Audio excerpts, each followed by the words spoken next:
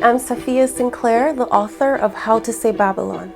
I first began thinking about writing this book about 10 years ago, and it was the first time I'd left Jamaica in a way that felt very final, and I left Jamaica in a very violent and harrowing way.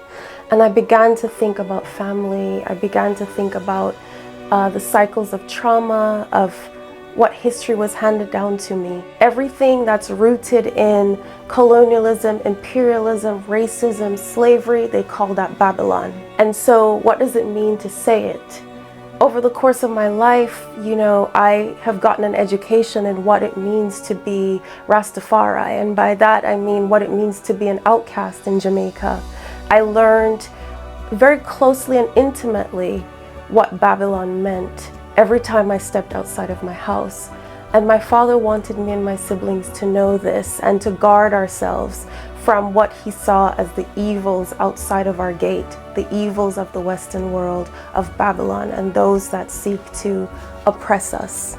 I think when most people think about Jamaica, they think Rastafari is the thing that defines Jamaica.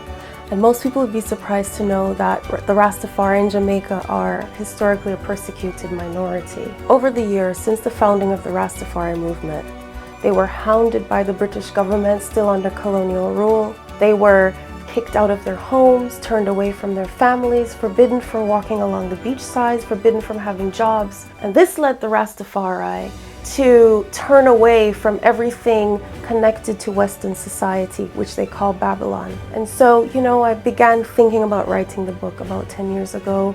Of course, when I first sat down to write it, I found that a lot of the wounds were still too fresh, that I did not have that place of safety or enough distance from all the things that had happened to write the kind of book I wanted to write. Of wanting to give the world an inside perspective of what a young Rasta girl's life is like.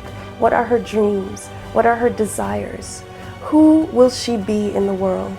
How important is poetry in my life? I always say poetry for me is an act of survival. I first began writing poems when I was 10 years old. My mother, who was always a lover of poetry, she had always had me and my siblings memorize and recite poems.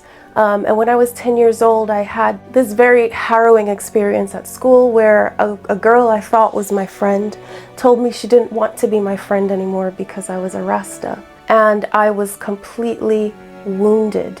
And my mother, seeing this, seeing that I was struggling and drowning, she handed me my first book of poems and she said, I think this will really help you because it has always helped me.